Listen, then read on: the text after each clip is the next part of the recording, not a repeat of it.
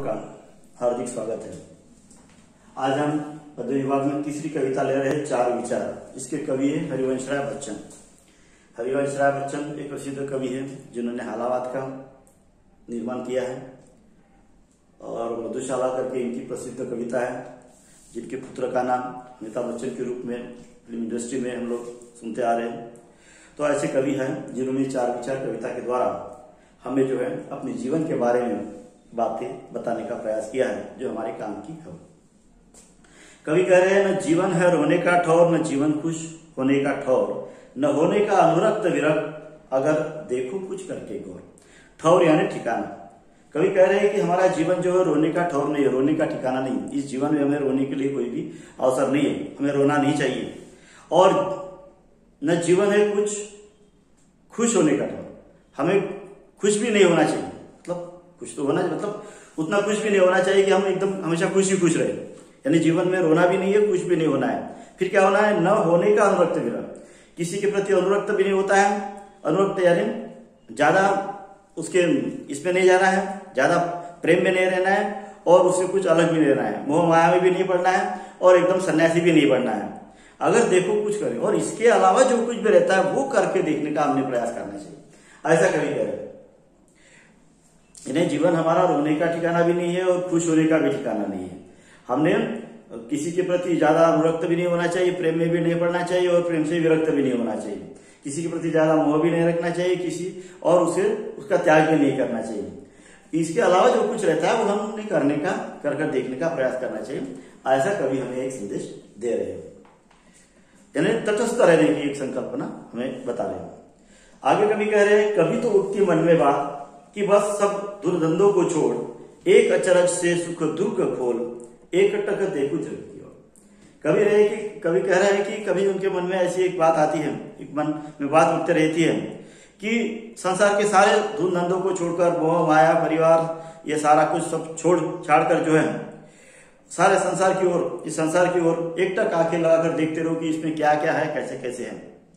ऐसा एक मन में जो उनके मन में जो विचार आता है कि सारे धूल धंधों को छोड़कर, मोह माया नौकरी अपना संसार परिवार ये सब छोड़कर ऐसा लगे कि सारे संसार में जो कुछ भी हो रहा है उसके तरफ एक आंखें खोलकर देखते रहो। आगे कवि कह रहे हैं कि जगत है चक्की एक विराट, पाट तो जिसके दीर्घाकार, गगन जिसका ऊपर फैलाव, अवनी जिसका नीचे विस्तार। यह कवि कह रहे हैं कि यह जगत यानी ये सारा संसार एक चक्की, विराट चक्की है जिसके दो पार्ट है और जो दीर्घाकार है, गोल है, बहुत बड़े हैं। ये वो के बारे में बताया कवि ने कि एक गगन है, आकाश है ऊपर, गगन जिसका ऊपर फैलाव है, और दूसरा है अवनी यानी धरती जो जिसका नीचे विस्तार है चारों ओर। तो इस प्रकार जगत एक चक्की के रूप में उसकी जगत की संकल्पना दी है। इसके संबंध में कवि ने भी कबीरदास जी ने भी जगत की चक्की के संबंध में, जिसमें सारा संसार पीसता है, यह एक संकल्पना यहाँ पर की थी।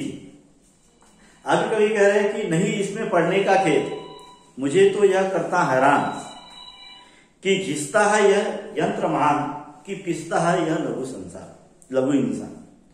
कवि कह रहा है कि मुझे इस संसार में पढ़ने का खेद नहीं है, यानी दुख नहीं है, या मुझे कुछ अफसोस नहीं हो रहा है कि मैं इस संसार में आया हूं, जन्म लिया हूं, तो इसका मुझे कुछ दुख नहीं है।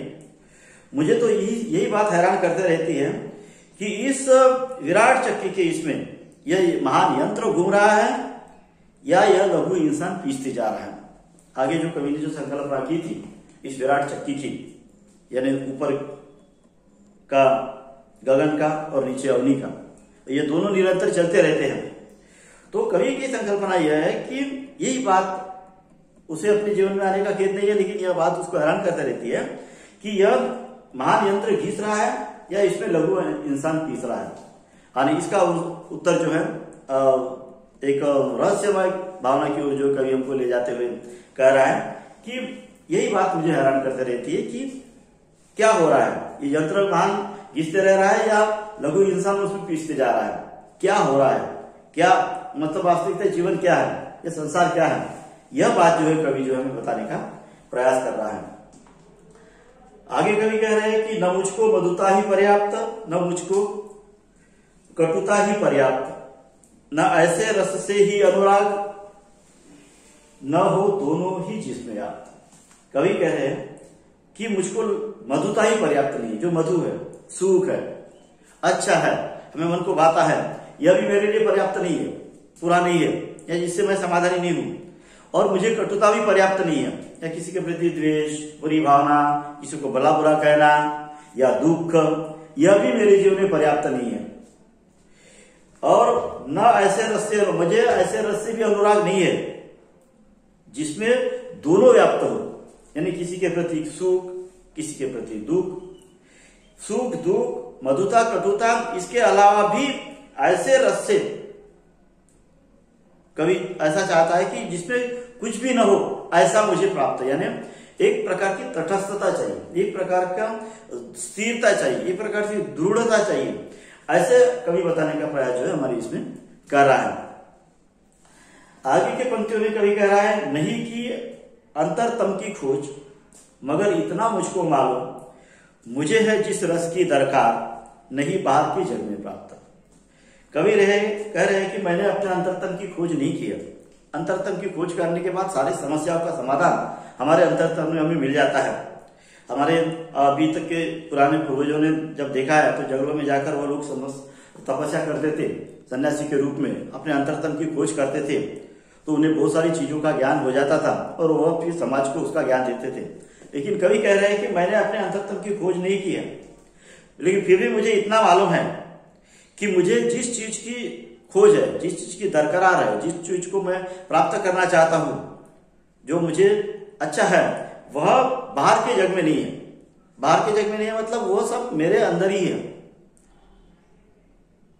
जो मैं प्राप्त करना चाहता हूं, जो मुझे चाहिए, वो मेरे अंदर ही है, लेकिन मैं उसे बाहर प्राप्त करने का प्रयास करते रहता हूं। यह कवि जो है बात हमारे सामने रखने का प्रयास करते हैं।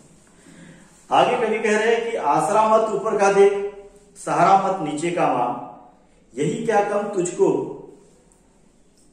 यही क्या कम तुझको वरदान की तेरे अंतस्थल में राग। अब कवि यहाँ पर आत्मनिर्भर होने का एक संदेश दे रहे हैं हमको। कवि कह रहे कि आसरा मत ऊपर का दे, कोई ऊपर से आएगा और हमारी मदद करेगा, हमारे सुख सुविधा का, हमारे दुख का, हमारी मुसीबतों का से हमें छुटकारा पाएगा, इसका आसरा मत दे। यानी हमारे संसार में, भारत देश में बहुत सारे लोग जो है ईश्वर की आराधना करके ईश्वर के ऊपर निर्भर रहते हैं कि वो आएगा, हमारे लिए सब कुछ करेगा। तो ऐसा कभी शायद दूसरी तरह से हो सकता है कि ऐसा भी एक संदेश देना चाहते हैं कि ऐसे किसी चीज का हमने ऊपर का आसरा नहीं देखना चाहिए और नीचे का सहारा भी नहीं लेना चाहिए कि नहीं मैं गिर जाऊंगा तो संभालने वाले मुझे कुछ है या मुझे कुछ मदद करने वाले हैं, या नीचे वाले या फिर व्यक्ति है या साधन है। ऐसा भी हमको जो है ये नहीं देखना चाहिए। क्यों नहीं देखना चाहिए, उसका कारण भी कवि हमको यहाँ बता रहे हैं कि यही क्या कम तुझको वरदान, यानी ऐसा ये वरदान जो तुम्हें दिया गया है प्रकृति के द्वारा, इस संसार के द्वारा, कि तेरे अंतस्थल में एक प्रकार का राग है, एक प्राकृतिक शक्ति है, एक प्रकार की जीवनी शक्ति है, एक प्रकार की शारीरिक शक्ति दी गई, एक बौद्धिक शक्ति है और एक भावना है, एक जीद है। तो ये सारी की अंतरस्थल का राग यानी हमारे अंदर का जो है, यही ये ऐसा कोई कब ये इतना है कि तुझे ऊपर से सहारा मांगने की जरूरत नहीं है, नीचे वालों का सहारा लेने की जरूरत नहीं है। ये तुझको एक प्रकृति द्वारा वरदान दिया गया है, तुझमें ही सब कुछ है।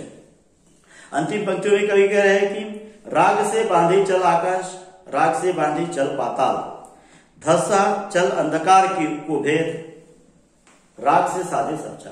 अब कवि कह रहा है एक संदेश देते हुए कि राग से बांधे चलागा, तेरे पास जो प्राकृतिक शक्तियां है, तेरे पास जो इंटरनल शक्तियां है, तेरे पास जो इंटरनल शक्तियां है, तेरे पास जो प्राकृतिक शक्तियां है, इस सारी शक्तियों के द्वारा, एक राग के द्वारा, मन की एक भावनाओं के द्वारा, मन की एक शक्ति के द्वारा, बुद्धि के द्वारा तूने आकाश को बांधते हुए चलना चाहिए, आकाश पर भी विजय करना चाहिए और पाताल को भी भेजना चाहिए। मतलब जो कुछ भी है प्राप्त करने का प्रयास तू जो अपनी शक्ति के द्वारा कर सकता है और अपने अंधकार को भी तू भेज सकता है, कठिन से कठिन परिस्थितियों का सामना भी तू कर सकता है, मुसीबतों को पार कर सकता है। और राग से साधे चल विचार, राग के द्वारा, इस प्राकृतिक शक्ति के द्वारा, इस अपनी आंतरिक शक्ति के द्वारा, इस बौद्धिक शक्ति के द्वारा जो तुझे अपना विकास करते हुए निरंतर आगे आगे बढ़ते रहना चाहिए। इस प्रकार का संदेश कवि हमें दे रहा है।